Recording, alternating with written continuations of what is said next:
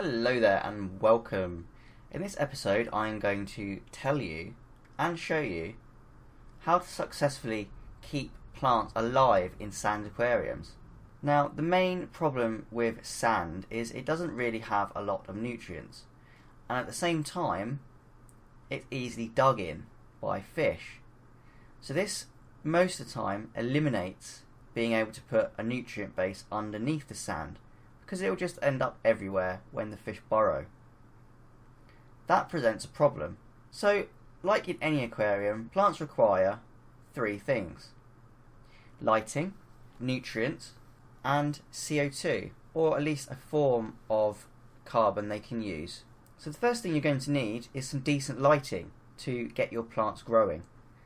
It needs to be the correct wavelength to support plant growth. It can't just be any old light. It also needs to be bright enough for the plants to be able to use it. So assuming you've got your lighting sorted out, I'll go into the rest of the issue.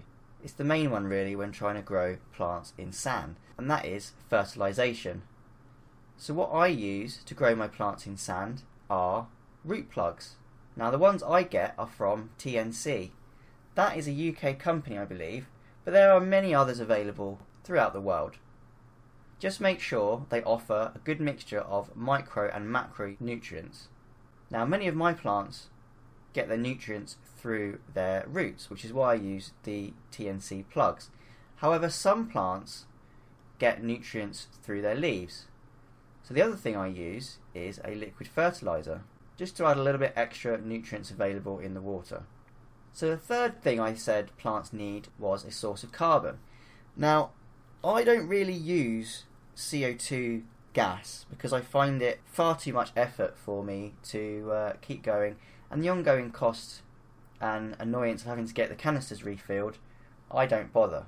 But what I do use is large bottles of highly concentrated liquid CO2. Now it's not as powerful as gas CO2, however I find it does the job just as well in combination with the root plugs and liquid fertiliser. So that's it really. Combination of a good nutrient base by the roots, decent lighting, and a carbon source via gas or liquid, and your plants will be flourishing in a sand aquarium. So thanks for watching, I hope it's been helpful, and happy fish keeping!